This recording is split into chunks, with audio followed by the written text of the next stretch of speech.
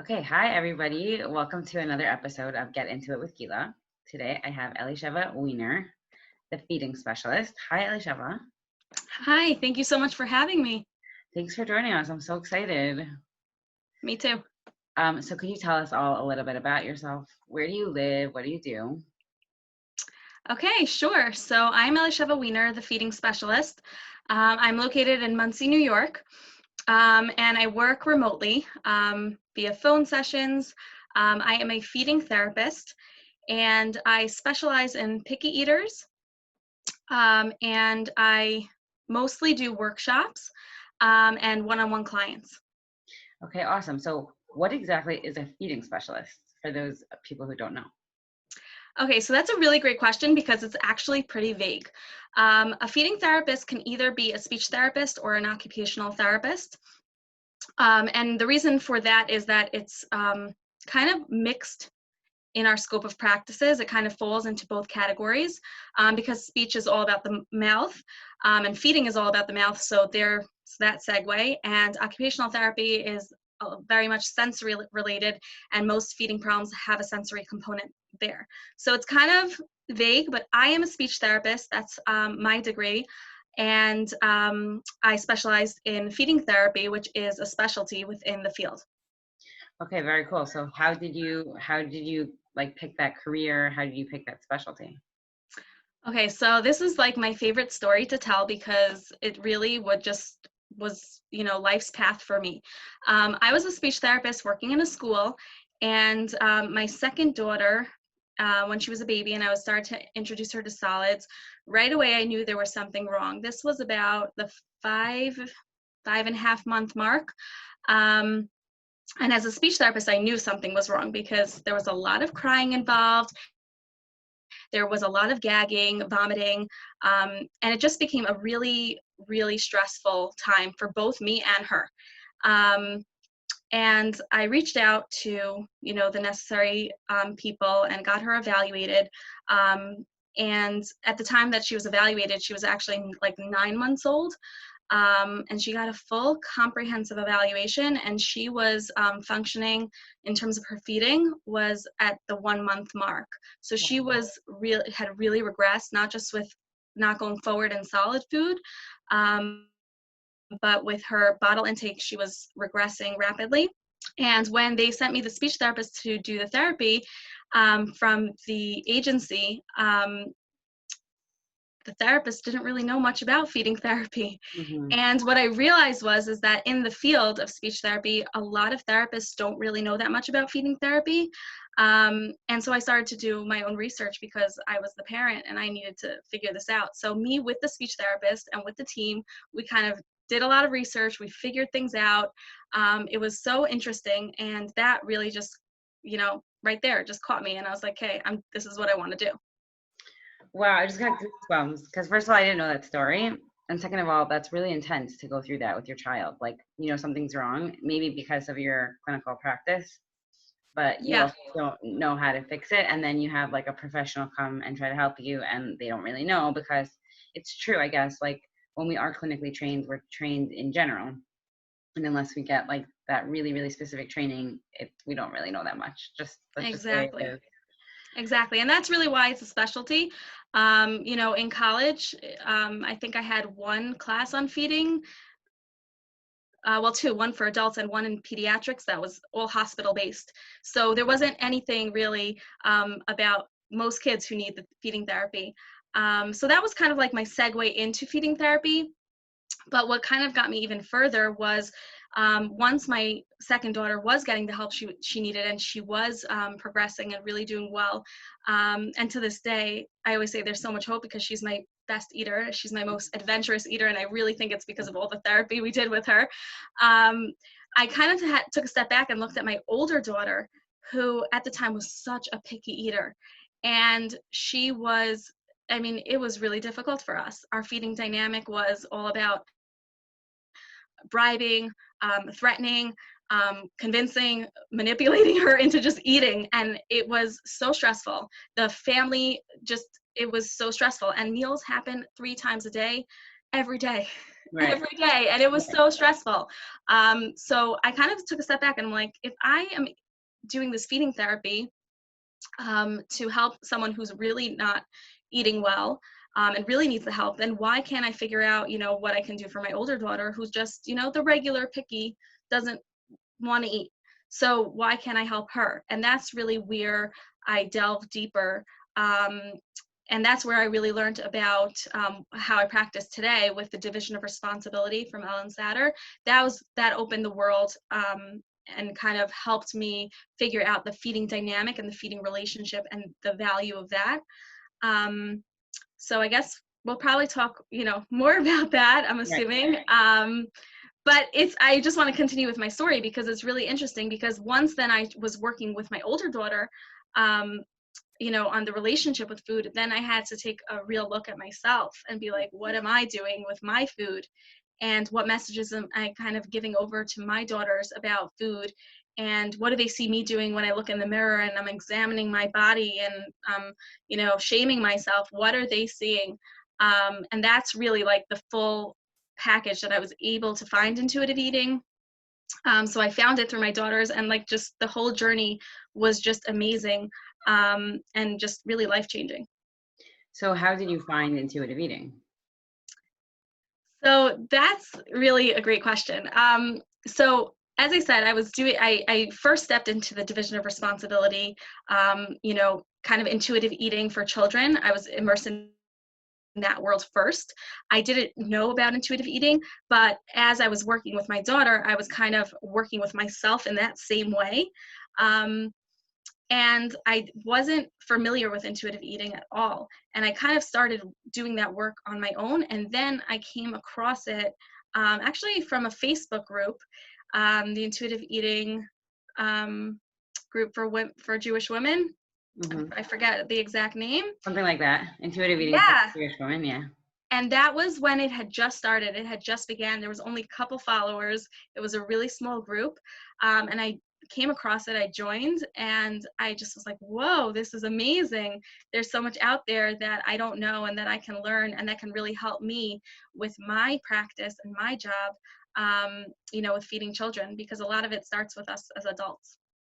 So first of all, I want to say I'm going to put it in the show notes, the Facebook group, because so many people keep saying that to me, and I'm like, right, I need to tell more clients and people about this group, because that's where people really get support and clarity. So that's a really good point that you pointed that out. And I want to talk a lot about the division of responsibility, but just walk us through, like, how did you find division of responsibility? Was it from school? Was it from like your own research? How did you find that?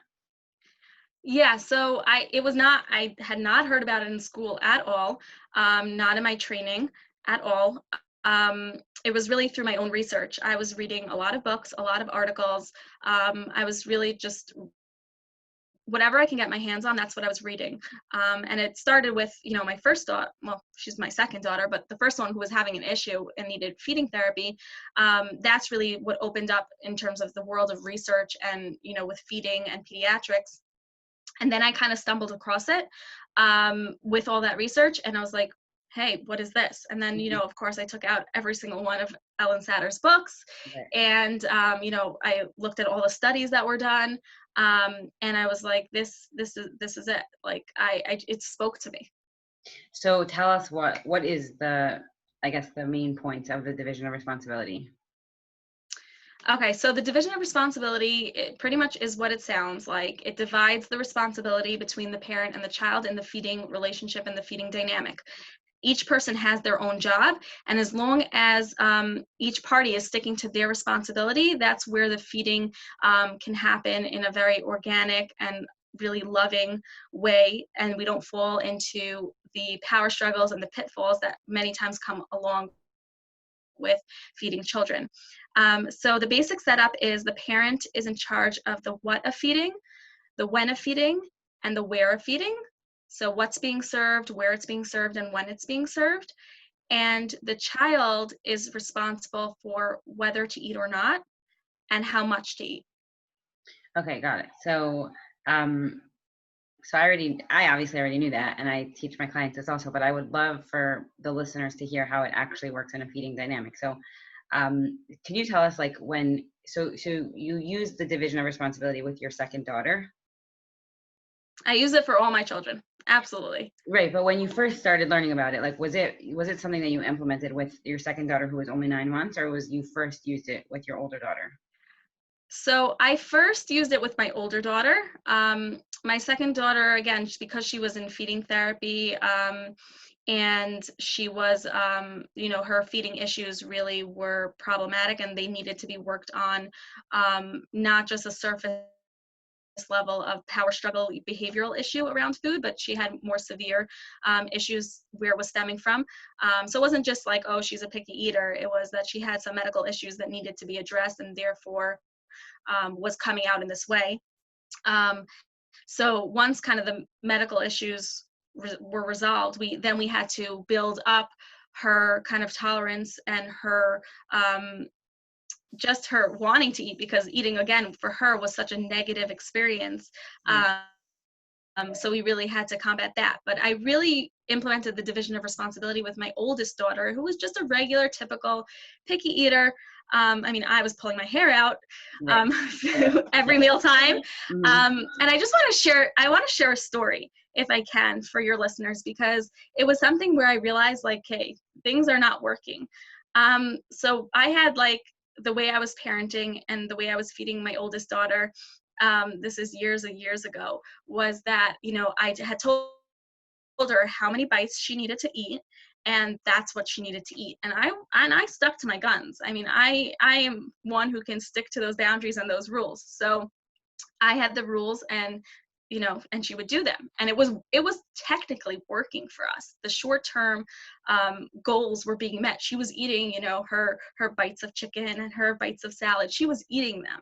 But again, there was such a negative relationship happening, and it was straining our relationship so dearly in every other aspect, because I was kind of this, like, boss lady who just had to be watching with my eye, like, Right. you need to be eating. So one day what happened is that she went, it was dinner time. She went to eat, and I believe it was chicken, rice, and steamed vegetables for dinner. And I had to go use the bathroom. So I left, and I came back, and her plate was empty. And I'm like, wait, what? It was 5 seconds. It wasn't that long. And she's like, yeah, I ate it. And I was like, okay. And I knew something was up, and I was like, I'm not going to make it into a thing, But of course I went to the garbage, and there was her food. Right. And I stopped, and I'm like, what am I doing? This is not healthy. This is not okay. Like, this is going to create problems. And that's when really I was like, hey, not happening anymore. We're stopping this track, and we got to figure this out. And that's where division of responsibility came in and saved our relationship and saved her feeding. Till this day, she's more selective about what she'll eat. She's more particular, but in a way that's almost like so intuitive, and I love it. I always say she's the one that teaches me, like, it's okay to be picky about your food in ways. You don't have to love everything, and you can only eat what you really enjoy. And sometimes I need that reminder. So when I implemented the division of responsibility with her, it was a slow progress rate, because we had so much damage that we kind of needed to do. From the story, you could tell where we were at. Right. And it took time for her to build that trust, to trust me and to trust herself. Right. And it took a while, but it's so worth it. And I believe, like, the first time she ate chicken on her own, voluntarily, without me, pushing my agenda, I almost cried. I'm like, I could never imagine that she would eat without me having to kind of force her to eat. Totally. So thanks for sharing that story. And I will also say that my oldest is 7, also a girl. Also strong-willed. I could see her doing that. And I learned about the division of responsibility, like, maybe when she was like 3 or 4. So, like, there wasn't that much damage done, but it was, like, really funny to see that I was like the dietitian. I know what you need to eat. I know what's healthy for you. And, like, it worked until she went to school. But then when she went to school, she's like, why don't you buy regular pretzels? These noodles are so brown. Like, she didn't want to eat the foods that I was making her or whatever. And I didn't, like, I wasn't flexible. And yeah, like, now she's definitely my best eater. is really funny. But so how old was your daughter when this was happening?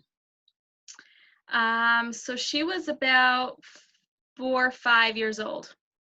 Okay, and could you tell us like how, you don't have to tell us exactly like what you did, but like how long did it take for you to start building that trust? Or when you first read, like, I know Ellyn Satter recommends, so when you say like the parent decides the what, the when, the where, and the child decides how much and if any, some people even say like serve the dessert with the same meal. Some people say you don't have to do that. Like I've heard different schools of thought, but I know when I say that to parents, they are like, that's crazy. I would never do that. They would only eat the cupcake. I'm like, they might only eat the cupcake for like a week, but then when they see, but not, I don't like push that because I know how scary that could be. So what was it like for you?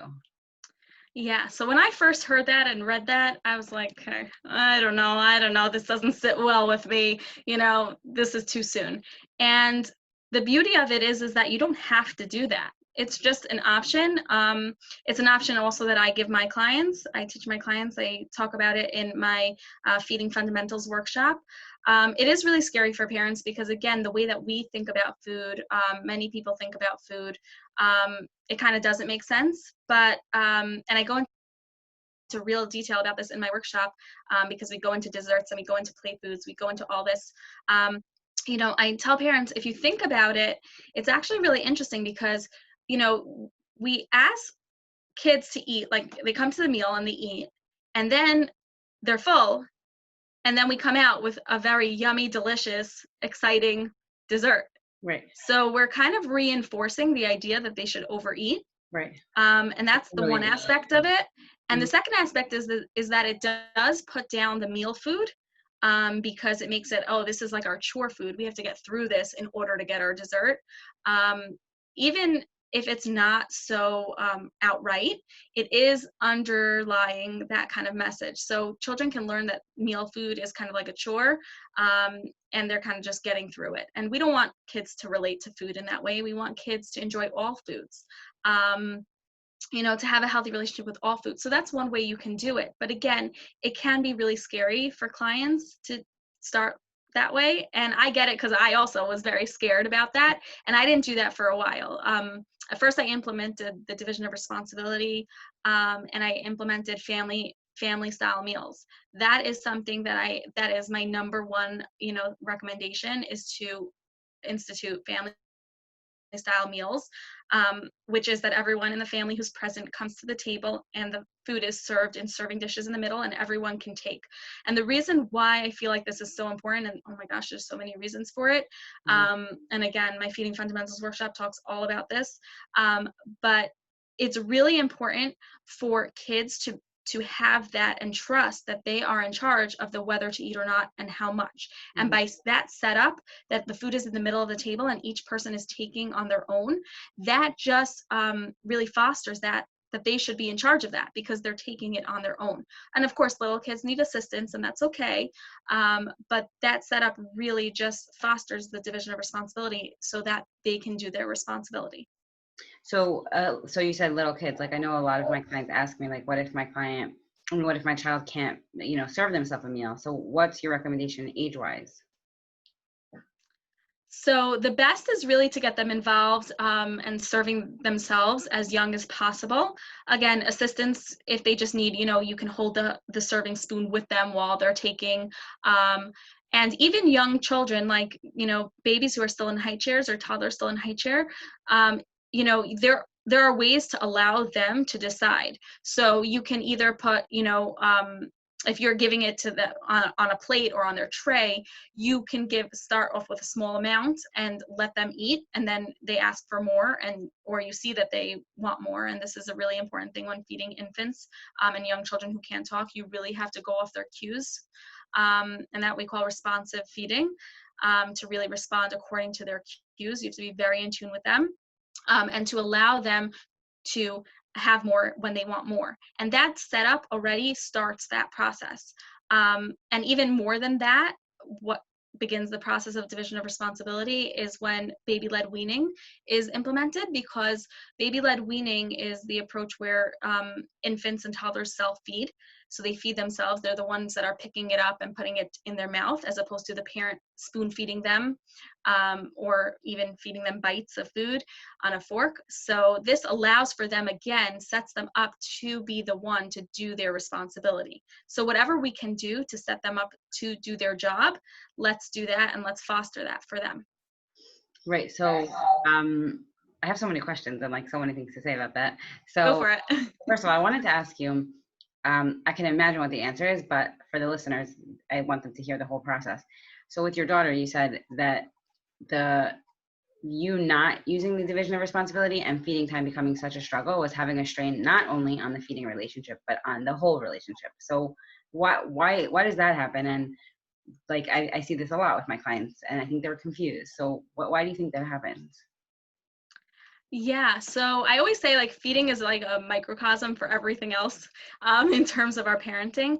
And you know, the feeding happens, as I said, it happens multiple times a day and every day. And it's something that we, especially as mothers and parents in general, we kind of have this like, we need to feed our children, we need to nourish them, we need to give to them. And this is the way, and it's biologically, and in tune with us, like we want to nourish them.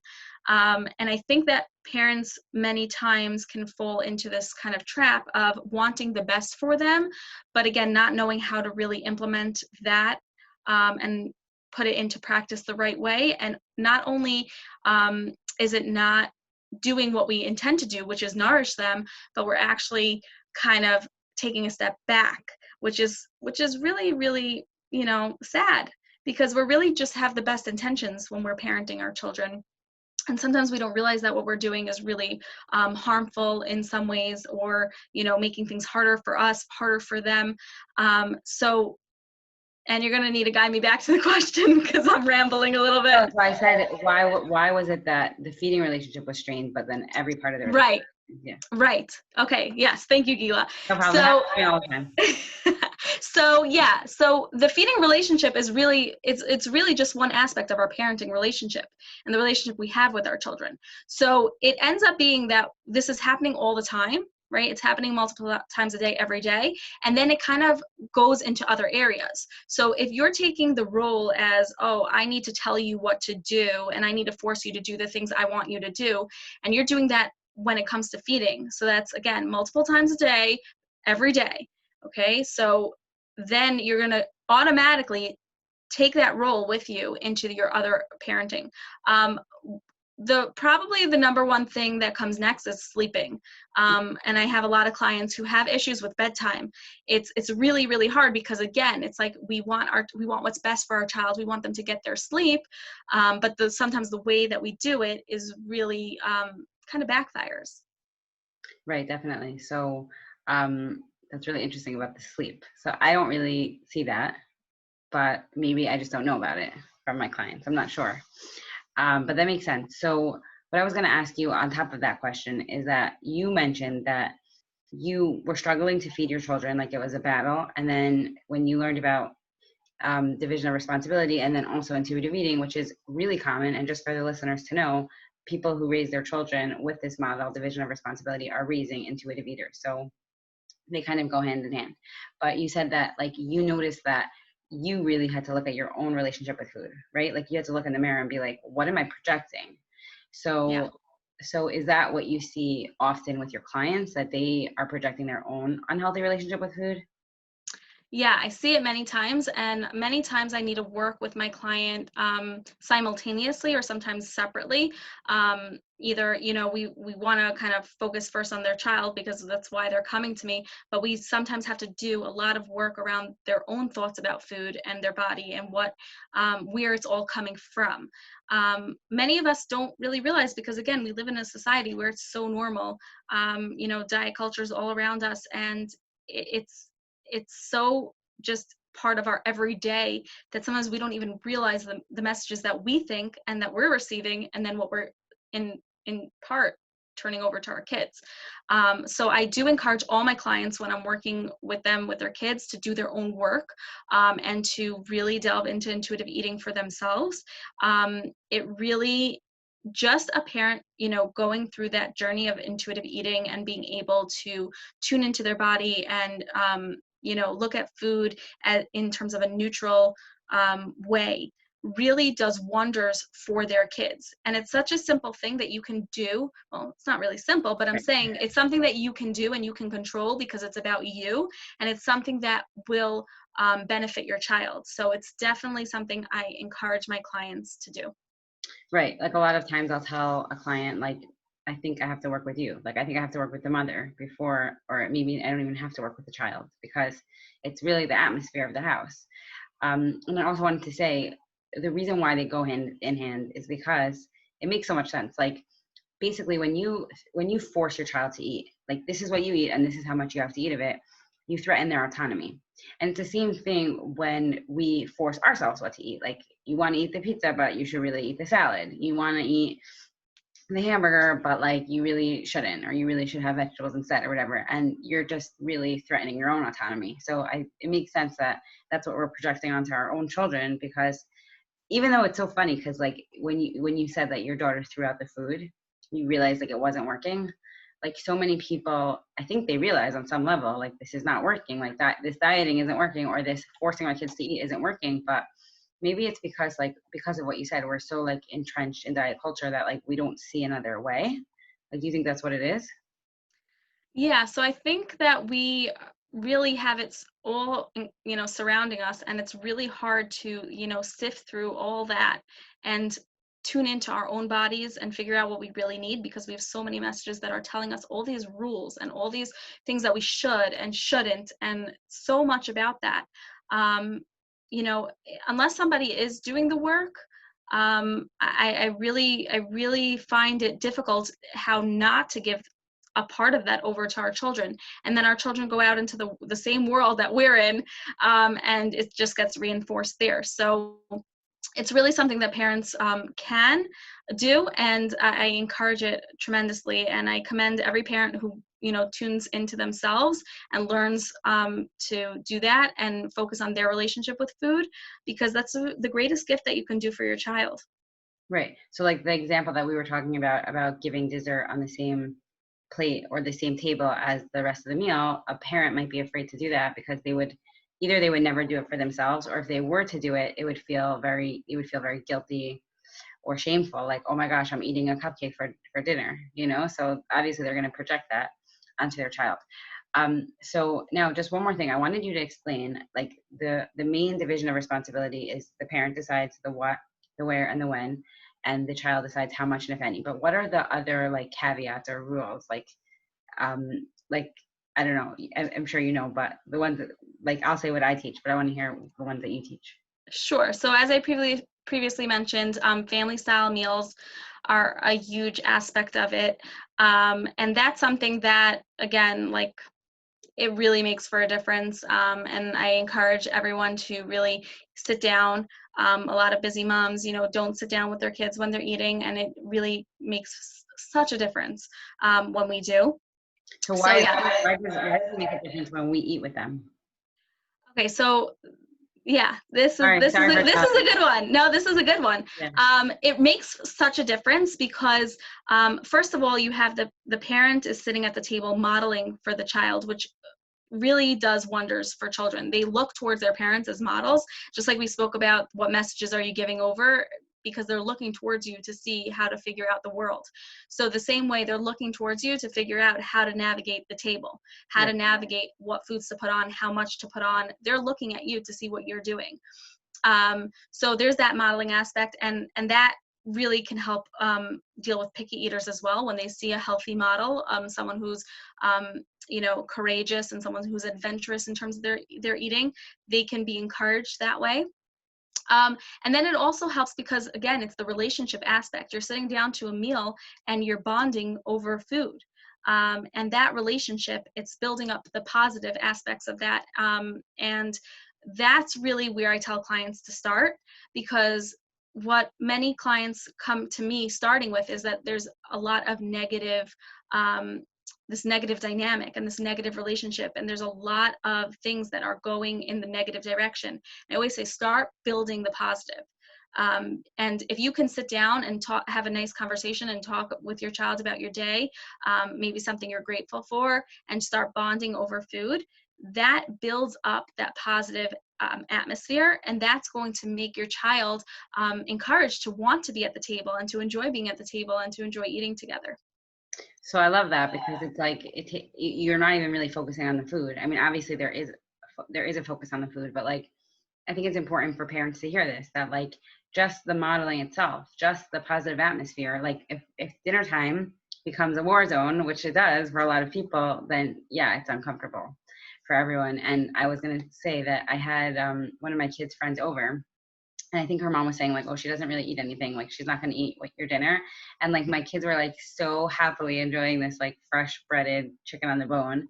And she's like, could I try some? And I told her mother, she was like floored. I can't believe she tried it. And it's like really interesting to see how like if we don't force a kid to eat, if we don't force ourselves to eat or not to eat a certain food, and we see other people modeling it and enjoying it and being relaxed about it and being, you know, adventurous about it, like it really makes a huge difference. Yeah, it really, really does. And that's also why I just want to bring in infants and babies for a minute. That's why, again, the baby led weaning approach, which, I mean, I actually advocate for a dual approach, which is the traditional, you know, spoon feeding puree, and also the baby led weaning, which is giving your infant solid foods.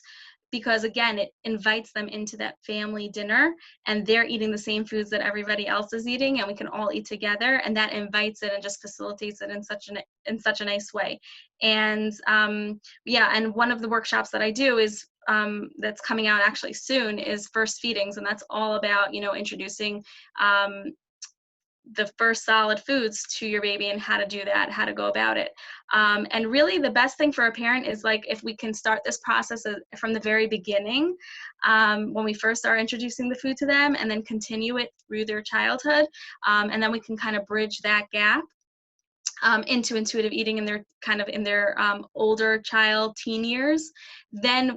Then we've done what we set out to do, which is teach our child how to nourish themselves and trust their body, and eat according to their needs. And that's amazing. If we can do that, then all the things that we're dealing with, how to undo, you know, the food critic and everything going on in our heads from diet culture, if we can give that over to our kids, right? If we can give them a way to just foster that intuitiveness that they're born with as babies, then they won't have to deal with all this. Like they won't. And that's I think the biggest thing that I have that drives me for what I do, is if we can start with children, start with babies, and we can just, again, continue that inborn sense of knowing their body and trusting their body, and we can just facilitate it and foster it as they grow up, then they'll be so much better off, and they won't have to deal with all the problems that we're dealing with. Right. Like I always say, and like my clients always say, is that me? That's my feedback. That like they're the ones who end up in my office are the ones who are like forced to be put on a diet as a kid, or they were forced to eat. And it's really a little crazy, but I see like exactly what happens even up until adulthood. And I also always tell my clients, like when your child is, you know, 18 years old or 20 years old and they're going off to seminary or they're going off to yeshiva, like you're not going to be there to tell them what to eat. So like this facilitates that like autonomy. And when they get older and when they're at a kiddish and when they're at a place and there's tons of food, this helps them because that's ultimately what they want. Like we do our part, but they're a part of this, you know? Exactly. And that's why the therapy that I do is with all foods, because your children need to know how to navigate all foods. Yeah, when they're very young and they're in the house, you have, let's say, the most control over what's going on in the house. But as soon as they go to school, like you said with your own daughter, and then as soon as they're going over to friends' houses, as soon as they're going out to eat together, you know, as they grow up and as they gain more and more independence, are they going to know how to navigate? Are they going to have this? Or is it going to be like, oh, finally, mom's not here to tell me how to do things. I can do it my way. Right. Or is it that the whole time we're just fostering them to learn how to do it their way so that they can do it when they do go out? Right. Like so many people tell me when they went away to seminary, that's when they gained the most weight because nobody was there to tell them what to eat. It was like the most freedom that they couldn't understand why they were binging or overeating or eating everything in sight. And it just makes a lot of sense. Like we really Yeah. do need that freedom. So talk to me a little bit about safe food though, because I want people to know that. Okay. Sure. So the topic of safe food is one of the really important critical components to really helping your child branch out and feel comfortable at the table at the same time. A safe food is a food that your child feels comfortable around for the most part. So that's a food that you know they're willing to accept, a food that they like, a food that they generally eat. And when the parent is deciding the what in feeding, it's always recommended that you include a safe food for your child. And every child, this is going to be different, okay? It's going to be according to your child's likes, dislikes. You know your child. You kind of have to figure out what their safe food is. And I always tell my clients, you know, when they come to me, like, always make the list of safe foods, because that's what's going to help us in terms of our therapy going forward.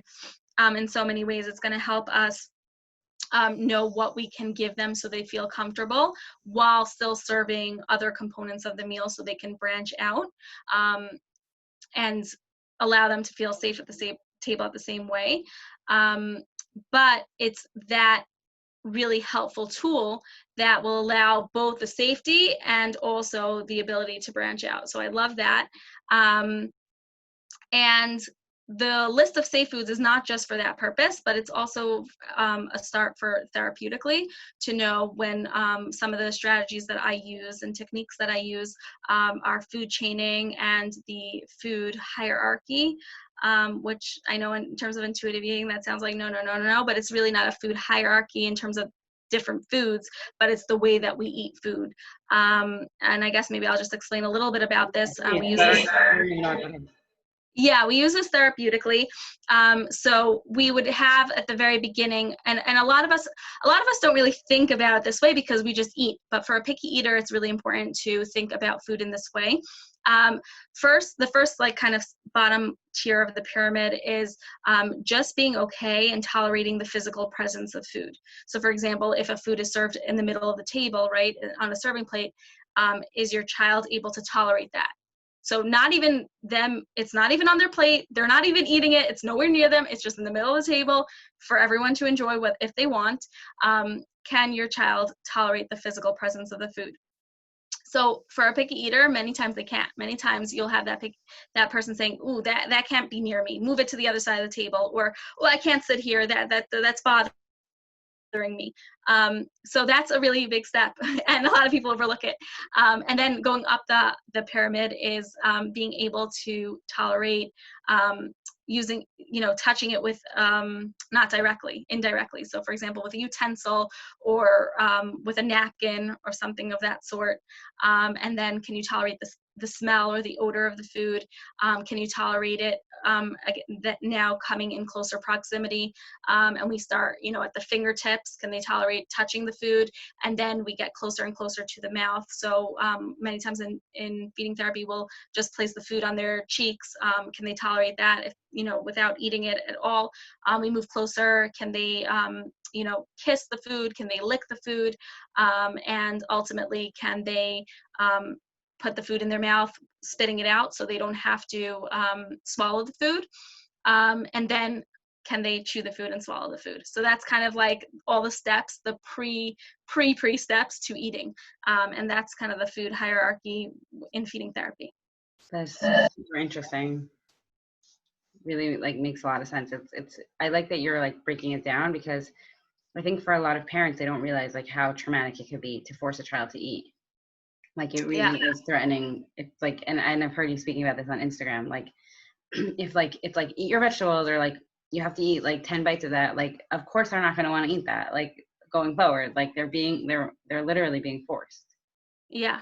So a lot of times we think that we're not forcing them because of the way we're presenting it, but really it's still a way of forcing if you're saying that they must do something, if that's the message that is coming across. So sometimes we can say it in a nicer way, or we could be like, I love this meme that's going around. It's like, oh, mom says, you're not getting, you can't leave the table until you finish your whole plate of chicken. And then it's like, okay, you can't leave the table until you eat 3 bites of chicken. Okay, just eat the chicken and just eat 1 bite and I'll give you a whole sleeve of cookies or something. It's like we start somewhere and we just realize this is not working. And my clients that come to me initially, I always say that, you know, it could be that you've seen a lot of success in these forcing tactics. And I know because I've been there. I saw so much success. My daughter was eating it. She was. I was making her, and she was. But then at the end of the day, that's so short term. And again, what's going to happen when they go off to a friend's house? Are they going to eat it? Like, what's the purpose? Is it about them eating that piece of broccoli here and now? Or do you want them to like broccoli and enjoy eating it and want to eat it when you're not around too? So, you know, we need to kind of focus the short-term goal, which it works, but again, it's so short-term and it's not really helping us develop kids who have healthy eating habits. And then what's our long-term goal, which is that they should be able to have a healthy relationship with all foods in all different situations. Right. So I actually wanted to bring up a case, if that's okay with you. Sure. We don't have that much time left, but I wanted somebody who's listening who has no background in division of responsibility or intuitive eating to really get how this would work. And I also want to address the point that it's not black and white, because I think that at least a lot of the parents that I work with say like, well, is this black and white? Because this isn't working for me, or this is too scary for me. And I'm like, it's never black and white. It's individualized. So this mom, she has 6 kids, and the way she describes it is that mealtime is very, overwhelming. The kids are asking for a lot of things, and this is coupled with a lot of years of restriction. Restriction meaning like there were limitations on the food at the meals. Like you could only have 1 piece of challah, you could only have 2 pieces of challah. Also coupled with the kids noticing that when they don't set limits, the kids sometimes overeat to the point of throwing up. So it's and she does have older kids, like teens, ranging from teens to I think a 2-year-old. So meal times have become stressful, and we're working on it, and I'm teaching her about the division of responsibility.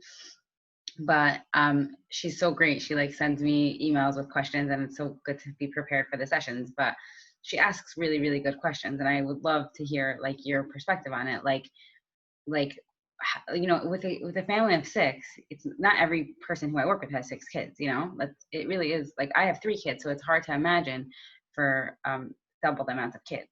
But like, let's say she says like, I know what I answered, but I want to hear what you say. Like at Shabbos, everyone wants more challah. And what about if she's serving a whole meal of food and one of the children only wants challah?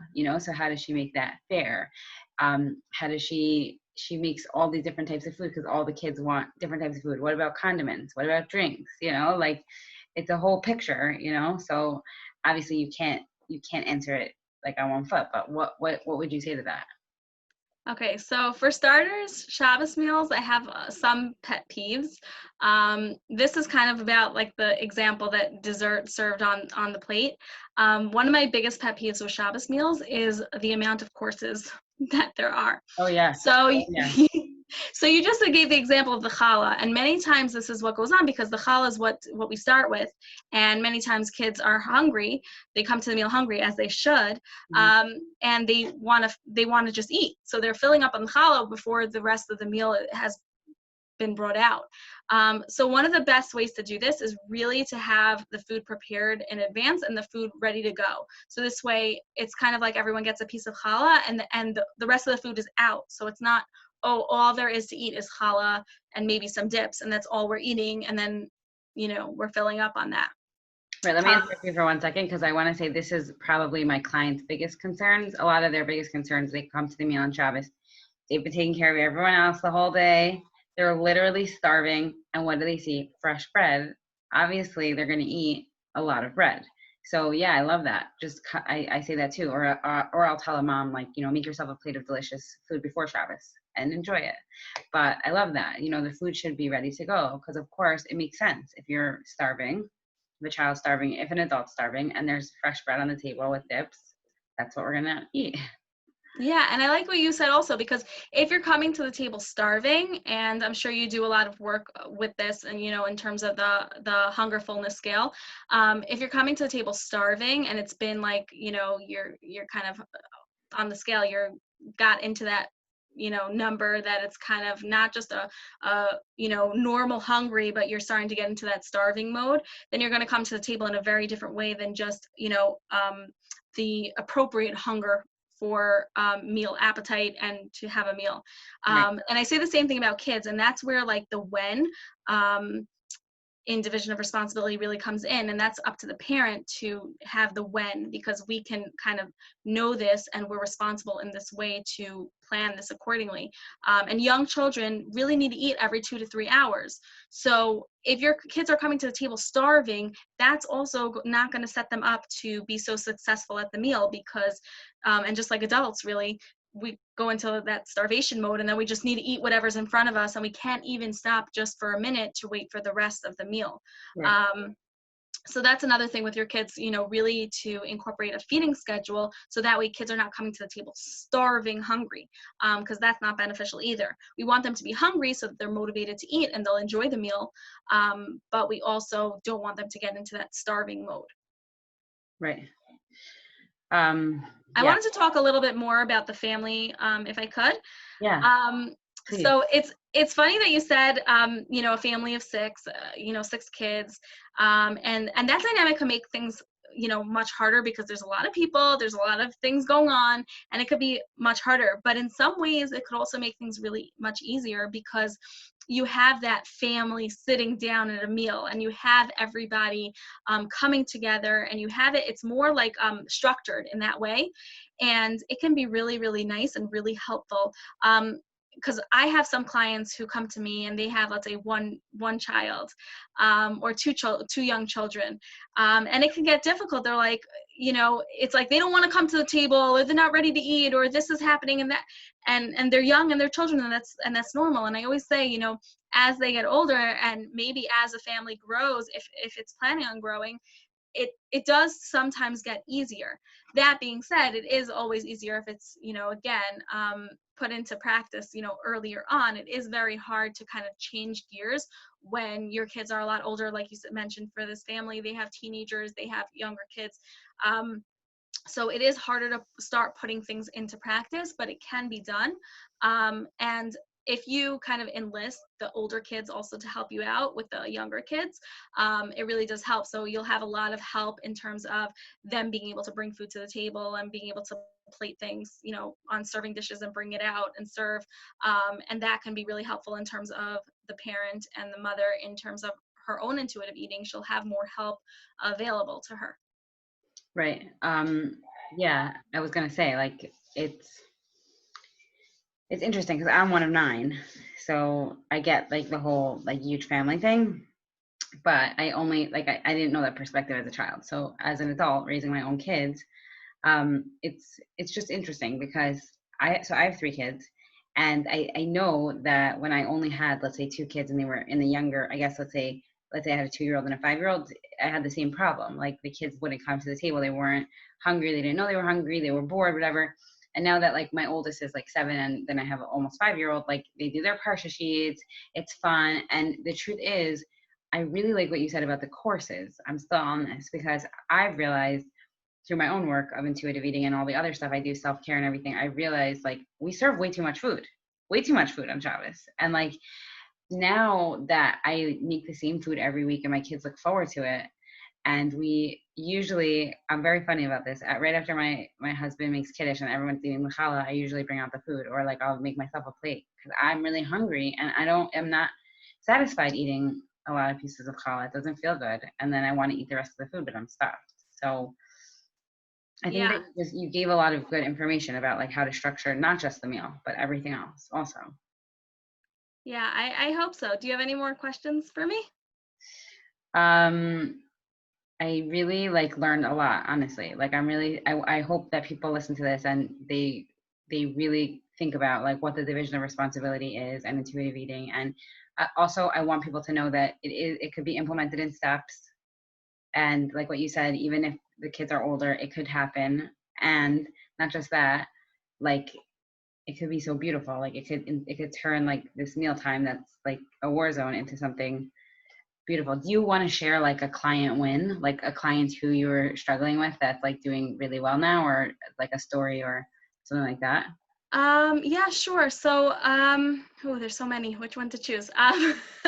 So I guess really my favorite kind of stories are the clients that do take my Feeding Fundamentals course, and then they want to, and I offer this as an option if they want to sign up to be a one-on-one client after that, just to get specifics for their, as we said, every family is different, every child is different, every parent is different, every, family situation is different. So if you need, a little bit more to kind of tweak and figure out, how exactly what feeding schedule works for your family, this one's doing this one's doing that, how to navigate that, how to figure out the family meals, and how to really decide what you're serving, and how to incorporate all the past restrictions or the past forcing, and how to really put it into practice. And so when I have the clients who take my workshops and then, maybe sign up for, one or two sessions to just, kind of clarify on how exactly to implement for themselves. And then they kind of send me an email, and that's like the best for me, because it's a lot of it is basic. It's hard to implement and it takes time and you have to stick with it, but it's really not hard. It's really not hard. It's basics of that mindset shift. And once that shift, I mean, that's the hardest part. But Right. once that shift takes place and you're able to implement it, it's so beautiful. So when I get these emails saying like, the dynamic of my family totally changed. It's like we used to battle over this, food, or we used to, I used to be screaming at mealtime, and this one sending them away from the meal, and again, Right. total havoc to so much just enjoyment, and everybody's enjoying food and everybody's enjoying each other's company. And the best thing for me is when I hear that, like, now it's just like regular, like it's just pleasant and regular and just happy and wonderful, and we don't have to kind of stress about it. I don't want you to have to always think about food. I don't want you to always have to think about, how you're going to feed your kid. Like, this should not be a stress. It Right. really should not be a stress in today's day and age. Right. I feel the same way with my clients. I don't know why there's feedback, sorry. But like when they say like, yeah, well, I remember a client telling me, I walked into a bakery, I bought a coffee and I left, and it was magical. And I'm like, really? Why? She's like, because I usually would buy like pastries and just eat them in my car. I never didn't do that. And I'm like, yeah, like food doesn't have to be such a big deal. It doesn't have to be a fight, a battle, like the worst part of your day. It could just be the time when we like nourish our bodies and it feels good, and then we move on. Yeah, and it's interesting to see because, for those of your listeners, I'm on Instagram at Elisheva Weiner, and I used to post a lot, and a lot of my feed and a lot of my stories, I used to post a lot about food. And now I'm in this place where it's like I don't even post about it because it's just so normal and regular. It's almost like it's not a whole thought process. It's not a whole, it just is, because we're so in tune and we're just so in sync. And it's such a beautiful thing to not have to have food take up so much space in your brain and the way you do things. It's like it's just so nice to just live and focus on other things. And I'm finding this for myself. And when my clients reach out to me and tell me the same things, it's so amazing. It's so amazing to see. And it really leaves us to parent in the best way that we can, because that stress is not there. And we can just kind of have a good time with our kids, which is really all parents want. Right. Totally. I know I posted something yesterday on Instagram. I don't remember exactly what I said, but I was saying like that food doesn't have to be such a big deal. All foods could fit. And somebody wrote back to me who I think I met from Instagram, and she's also an intuitive eating counselor. And she's like, what you posted is more for the beginners. Like, I don't even think about food like that anymore. And I was like, it's so funny because most people don't say that. Like, most people are really like, like what we were talking about before. I can't imagine serving dessert with my kid, with dinner. I can't imagine eating it without guilt. I can't imagine walking into a store and not eating everything I see because of all that restriction, And like, I don't know. This was such a great interview. I'm so happy that like we really covered a lot of ground, and like there's so much. I want people to know that there's hope, and it doesn't have to be that like we're stuck in this diet mentality and this food battle with our kids. Like there really is. This is like, it's so beautiful.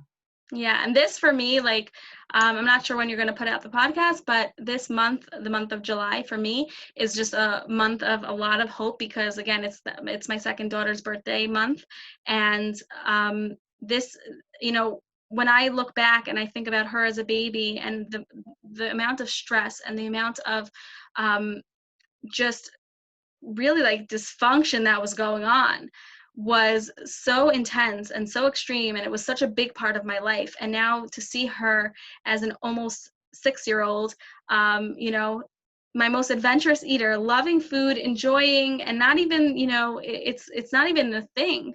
It's just there's a lot of hope out there, and I want people to continue to search for it until they find it, because you're not alone, and there are people who are going through the same things that you are, and there is real hope, and real change can happen.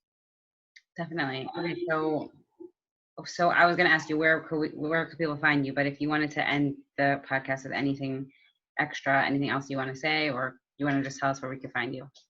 Sure. So you can find me on Instagram at Elisheva Weiner, and you can also find me at thefeedingspecialist.com.